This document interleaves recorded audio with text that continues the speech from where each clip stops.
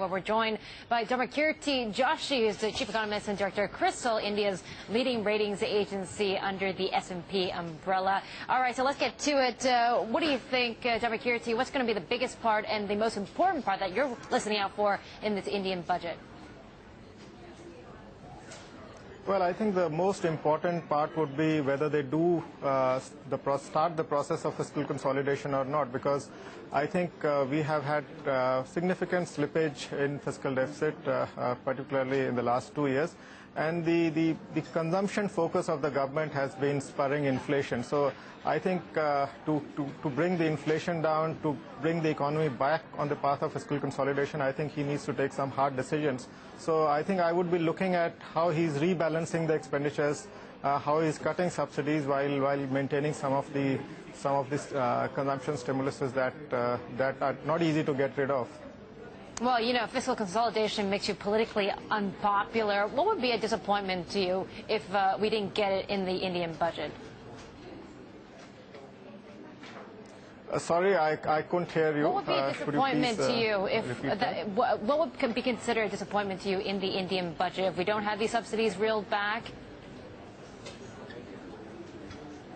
Yeah, absolutely. I think if the petroleum price realignment doesn't begin, I mean, petroleum subsidies are not cut, I think that would be the biggest disappointment for me, because without that, without cutting the subsidies, you will not get the fiscal space to spend on infrastructure, on agriculture, on increasing the supply potential of the economy. So I think that if that doesn't happen, I think I'll be very disappointed. Okay. Do you think they have to raise taxes as well? Because it looks like tax revenue collections needs to be higher in order for them to balance more of their budget. Well, I think this is going to be a tough budget because the economy is on a slowdown, and I think the revenue-raising potential of the government reduces. So I think what we might see is that some of the taxes might go up, particularly the services tax. Otherwise, I think he'll find it very difficult to bring the deficit down. Okay, and who has more power in balancing the Indian economy right now? Is it about the Reserve Bank of India and what they do with monetary policy, or can the government try to achieve this in this budget alone? Well, I think the fiscal policy has a more important role to play, because I think fiscal policy has been behind high inflation in the economy. I think monetary policy has tried to bring the inflation down, but the fiscal policy has offset that, muted the impact of monetary policy by increasing the spending. So I think unless the fiscal house is put in order, we will not have a firm handle on inflation, and without a firm handle on inflation, it's very difficult to push the growth up to 8% on a sustainable basis.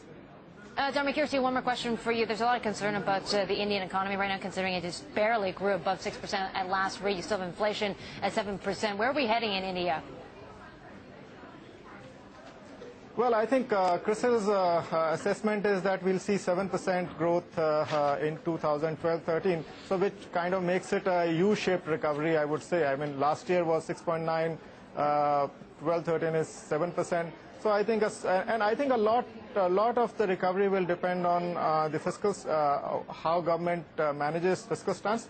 It will also depend on the policy actions, because I think a lot of issues in mining which are unresolved, the land acquisition issues, these have actually vitiated the investment climate. And I think to lift the sagging business morale, I think government needs to push reforms further. So an upside to 7% growth will depend on how the policy moves.